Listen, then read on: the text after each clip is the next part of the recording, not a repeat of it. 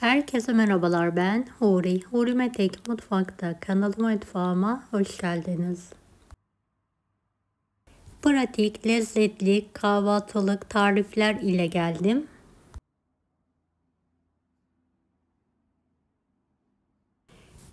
Hafif ve lezzetli, tam yaz kahvaltısına uygun.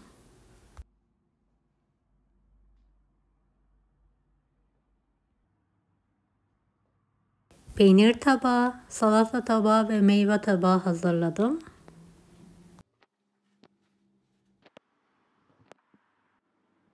Evet, tariflerime hiç bekletmeden hemen başlıyorum. Evet, ilk tarifimiz için fırın kağıdına biraz zeytinyağı gezdirerek her tarafına gelecek şekilde sürelim. Eriyen herhangi bir peyniri rendenin ince tarafı ile videodaki gibi aralıklı olacak şekilde rendeleyelim. 2 adet kabağı halka şeklinde doğrayalım. 1 adet kuru soğanı da biraz tuz, zeytinyağı, kırmızı toz biber karıştıralım. Evet, kaşarları ara ara rendeledikten sonra videodaki gibi tepsiye dizelim.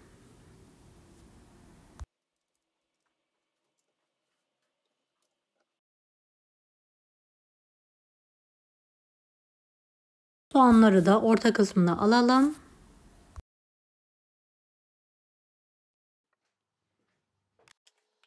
Evet, tekrardan zeytinyağı gezdiriyorum. Fırça yardımıyla sürüyorum. Üzerine ince kaşar rendeledikten sonra 200 dereceli fırında kızartmaya bırakıyorum.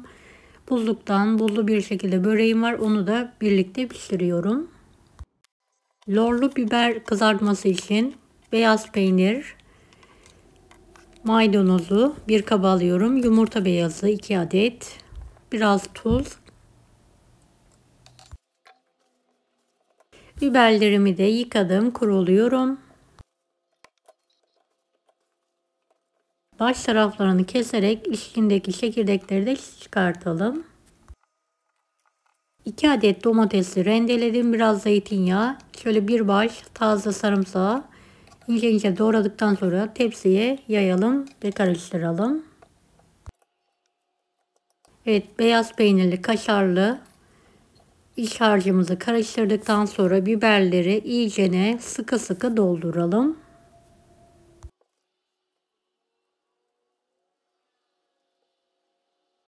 Evet, biberleri doldurduktan sonra tepsiye alalım. Biraz tuz, zeytinyağı gezdirelim.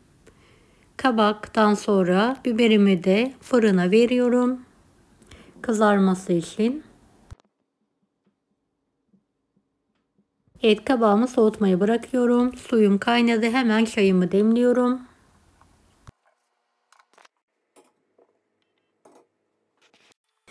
Evet, salata tabağı hazırlıyorum.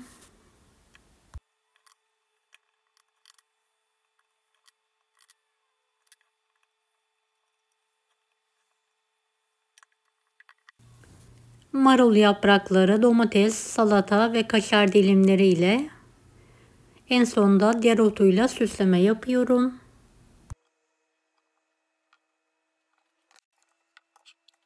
Evet, peynir tabağı hazırlıyorum.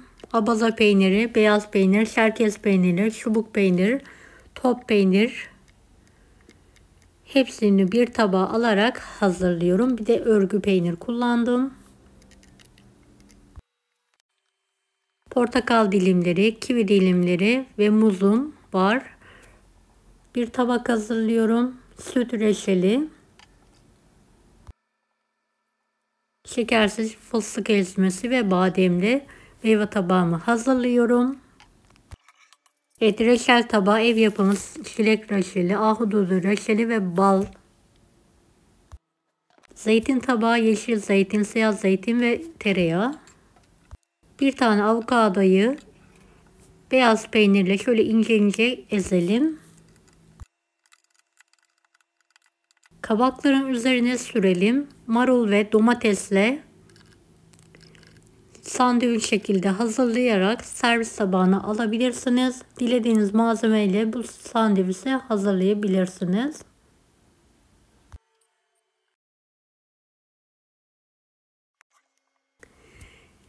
Evet, ortasına da hazırladığım soğan dilimlerini alıyorum. Dereotu ve salatalıkla tabağımı hazırlıyorum. Hem hafif hem de gerçekten çok lezzetli, doyurucu oldu. Evet, her şeyim hazır. Hemen 4 kişilik masa hazırlıyorum balkona.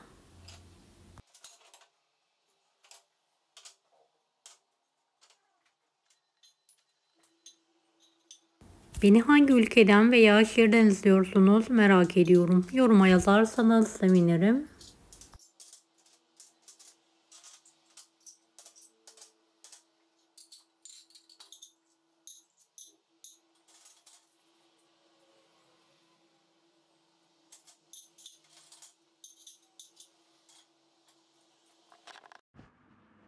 Masam hazır.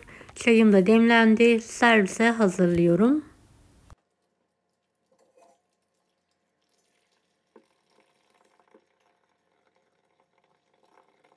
Ev yapımı limonatayı buzluktan çıkardım. İçme suyuyla karıştırarak sürahiye aldım.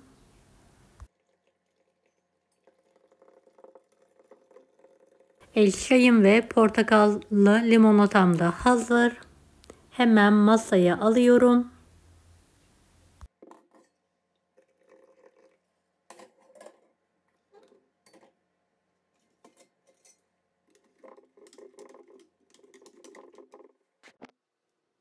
Evet, biberim de hazır. Böreğimle birlikte servise hazırladım.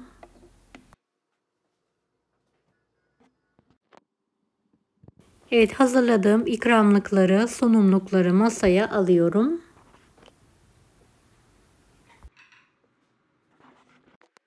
Meyve tabağım, peynir tabağım, salata tabağım, kahvaltılıklar.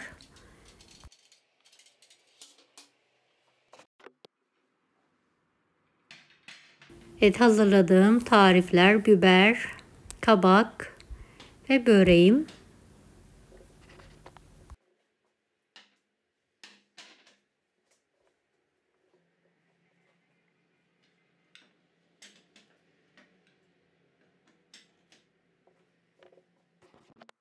Limonata servisi yapıyorum.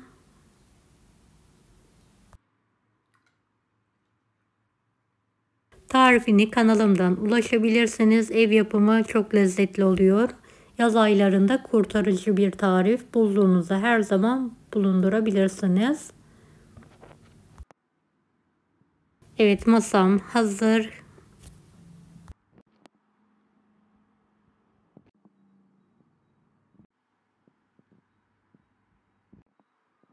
Her birini sizler için yakından gösteriyorum.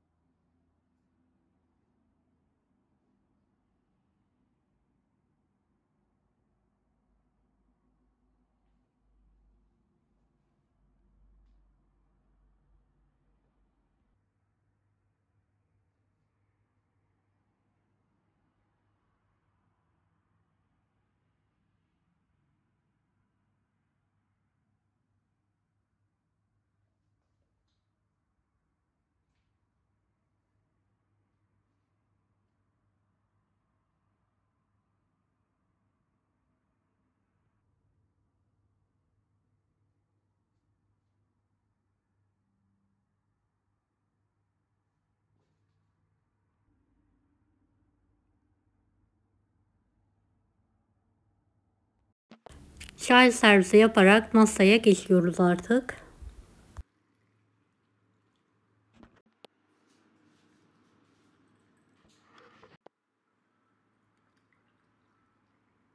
Deneyecek olan herkese şimdiden kolaylıklar dilerim. Kanalıma ücretsiz abone olmayı unutmayın. Allah'a emanet olun. Hoşça kalın.